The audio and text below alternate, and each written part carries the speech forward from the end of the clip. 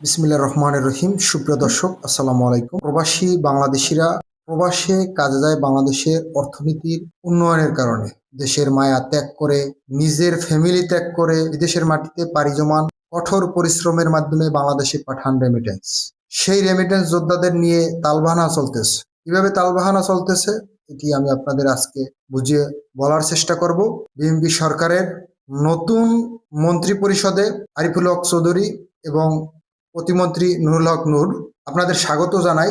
আপনারা নতুন মন্ত্রিসভায় দায়িত্ব নিয়েছেন, কিন্তু বাংলাদেশের শ্রম বাজারগুলো, মিডিল ইস্টে যুদ্ধ চলতেছে, এশিয়াতে আপনারা লোক পাঠান শুরু করেন।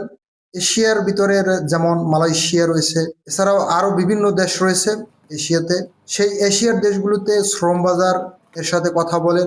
বাংলাদেশের এই শ্রম বাজারগুলো দীর্ঘদিন ধরে বন্ধ রয়েছে। বাংলাদেশের প্রবাসীরা বিদেশে যেতে পারতেছে না এই শ্রম বাজার বন্ধ থাকার কারণে। আপনারা বলতেছেন দক্ষ করে শ্রমিক বিদেশে পাঠাবো। দক্ষ শ্রমিক বাংলাদেশে রাখেন, দক্ষতা থাকলে বাংলাদেশে বসেও তারা ইনকাম করতে পারবে। যারা অদক্ষ শ্রমিক রয়েছে, লেবার মার্কেটও খুলতে হবে, তাদেরকে বিদেশে পাঠান।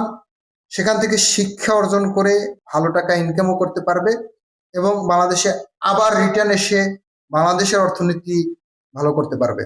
চাহিদা অনুযায়ী দক্ষ শ্রমিকও পাঠাবেন, পাশাপাশি লেবার মার্কেট গুলো খুলতে হবে। যারা লেখাপড়া জানে না, তাদের মেধা শক্তি অনেক কম, অনেকে কাজ শিখতে পারে না, অনেকে আর্থিক অনটনের কারণে কাজ শিখতে পারে না, তারা বিদেশে যেতে চায় লেবারের কাজ করার জন্য। লেবারও প্রয়োজন হয়, বিদেশের লেবার থেকে যে আর্থিক ইনকাম হয় সেটা থেকেও বাংলাদেশের রেমিটেন্স আসে। তাই এশিয়ার বিভিন্ন দেশের সাথে কূটনীতিক আলোচনার মাধ্যমে কথা বলে এই লেবার মার্কেট গুলো খুলতে হবে।